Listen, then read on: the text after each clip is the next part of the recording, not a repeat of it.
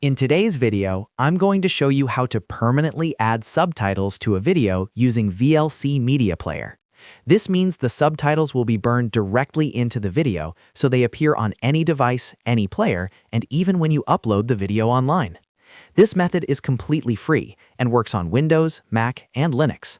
If you create content, share videos, or need subtitles for accessibility or language purposes, this is a super useful trick. Before we jump in, make sure to hit the like button if this helps you out, and subscribe to the channel for more easy software tutorials like this.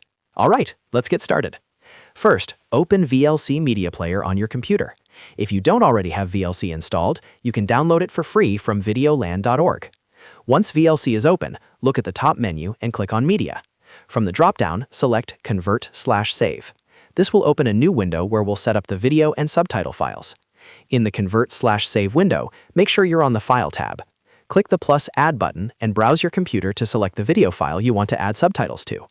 After selecting your video, look just below and check the box that says Use a subtitle file.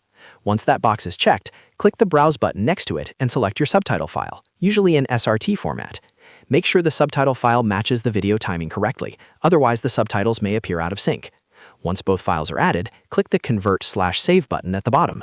Now you'll be taken to the conversion settings screen. Here you need to choose an output format. Under Profile, select Video H.264 plus MP3, MP4.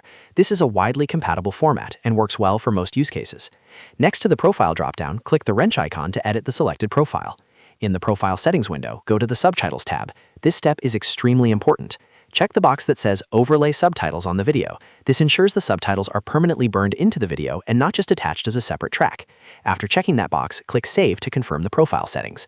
Back in the main Convert window, click the Browse button under Destination.